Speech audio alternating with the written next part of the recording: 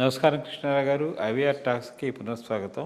ఇది ఒక very peculiar statement.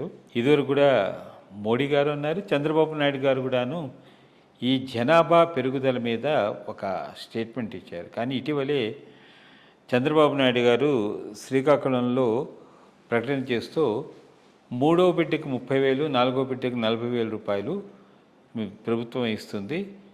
మీరు పిల్లలు భారం అనుకోకూడదు, అది దేశ సంపద, వీళ్ళు మన భవిష్యత్తులో ఉపయోగపడతారు అని. యాక్చువల్ అంటే నంబర్ బట్టి పొలిటికల్ మైలేజ్ దాని గురించి మాట్లాడారా? అంటే డీలిమిటేషన్ ఇవన్నీ ఉన్నాయి కదా.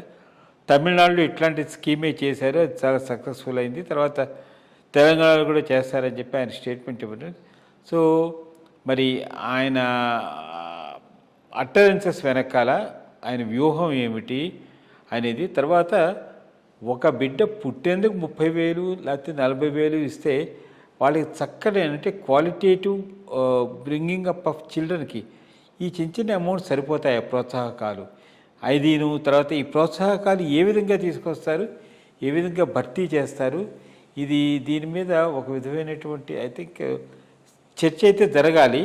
సో మీరు ఏమనుకుంటున్నారు ఈ భావనలో? ఒకటి, ఇది 2 రకాలుగా ఆయన ఆలోచించుండొచ్చు. మొట్టమొదటిది, more importantly, delimitation issues. Family ప్లానింగ్ను ముందే అమలు చేసుకున్న దక్షిణాది రాష్ట్రాలు ఈరోజు పాపులేషన్ బేసిస్లో డీలిమిటేషన్ చేసేట్టుగా ఉంటే నష్టపోయేటట్టున్నాయి. సో అది ఏమవుతుంది, లాంగ్ రన్లో imbalance in terms of representation అయ్యేటటువంటి అవకాశం ఉంది. సో దానిని దృష్టిలో పెట్టుకొని అన్నాడా? దానిని దృష్టిలో పెట్టుకొని అంటే దానికి పెద్ద ఇది కూడా లేదు. ఎందుకనంటే నీవు ఇప్పుడు ఒకవేళ జనాభా ఎక్కువ కావాలి అనేటటువంటి ఫోకస్తో పనిచేసిన వీళ్ళు ఓటింగ్ లెవెలు, జనాభా దీనికి వచ్చే కోర్స్ జనాభా కింద వచ్చి వెంటనే వస్తారు కాబట్టి జనాభా పెరుగుతుంది, దాని వరకు డీలిమిటేషన్లో ఇది వస్తుందనుకోండి, అది ఒక మేజర్ కన్సర్న్ అయి ఉండొచ్చు. రెండవది, పాపులేషన్ విషయంలోనే ప్రపంచవ్యాప్తంగా ఒక చర్చ అయితే నడుస్తూ ఉంది. Whether more number is better or less number is better అని. 1 చైల్డ్ నామ్తో పోయిన చైనా ఈరోజు 1 చైల్డ్ నామ్ను పక్కన పడేసి ఎక్కువ మంది పిల్లలు కనాలని ఇన్సెంటివ్స్ ఇచ్చేటటువంటి పద్ధతిలో వాళ్ళు ముందుకు పెడుతున్నారు. అదే విధానం యూరప్, అమెరికా లాంటి యూరప్లో కొన్ని దేశాల్లో కూడా వాళ్ళు వర్కౌట్ చేస్తున్నారు. కానీ భారతదేశంలో ఈరోజు ఉన్నటువంటి పరిస్థితుల్లో అది అవసరమా? That's the most important point. ఉన్న వాళ్ళకి ఎంప్లాయ్మెంట్ ఆపర్చునిటీస్ ఇవ్వలేకపోతున్నాం. డెమోగ్రాఫిక్ డివిడెంట్ ఆల్రెడీ ఉన్నది, దాన్ని యూటిలైజ్ చేసుకోలేకపోతున్నాం. డెమోగ్రాఫిక్ డివిడెంట్ యాజ్ ఇట్ ఈస్గా ఉంది అనుకోవటం పొరపాటు. ఎప్పుడు డెమోగ్రాఫిక్ డివిడెంట్ రియల్గా ఎఫెక్టివ్గా ఉంటుంది అంటే వాళ్ళందరికీ గెయిన్ఫుల్ ఎంప్లాయ్మెంట్ ఇచ్చేటంట ఇన్ఫ్రాస్ట్రక్చర్ డెవలప్ అయినప్పుడు, ఆపర్చునిటీస్ డెవలప్ అయినప్పుడు.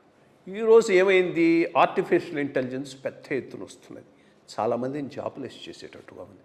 అటువంటి టైంలో ఎక్కువ పాపులేషన్ అంటే అర్థం ఉన్నటువంటి విషయం కాదు. సో ఐ థింక్ ఏ రకంగా చూసినా ఇది సరైనటువంటి నిర్ణయంగా నేను భావించటం లేదు. రెండోది, ఎవరైనా పెద్ద ఫ్యామిలీయా చిన్న ఫ్యామిలీయా అనేది డెసిషను వాళ్ళ level of education, aspirations, quality of life ఎట్లాంటిది పిల్లలకి ఇద్దాం అనుకునేది.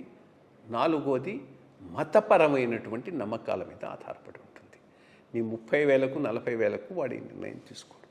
దీనివల్ల ఏమైపోతుంది, ఆల్రెడీ నిర్ణయం తీసుకున్నవాడు కొంతమంది బెనిఫిషరీ అవుతారు, కొంతమంది నాన్ బెనిఫిషరీ అవుతారు. సో ఏ రకంగా చూసుకునేది సరైనటువంటి నిర్ణయం అని నేను అనుకోవట్లేదు. విడ్రా చేస్తేనే మంచిది ప్రభుత్వం. అదే ఇది 3rd చైల్డ్ 4th చైల్డ్ పెట్టడంతో అసలు ఫస్ట్ చైల్డ్ 2nd చైల్డ్కి ఇన్సెంటివ్ ఉండదా అనేది కూడా కొంతమంది ప్రశ్నలు వేస్తున్నారు. బట్ ఇవన్నీ ఇన్సెంటివ్ అనేది ఐ థింక్ అంత గొప్పది కాదేమో అని అనిపిస్తోంది. Thank you.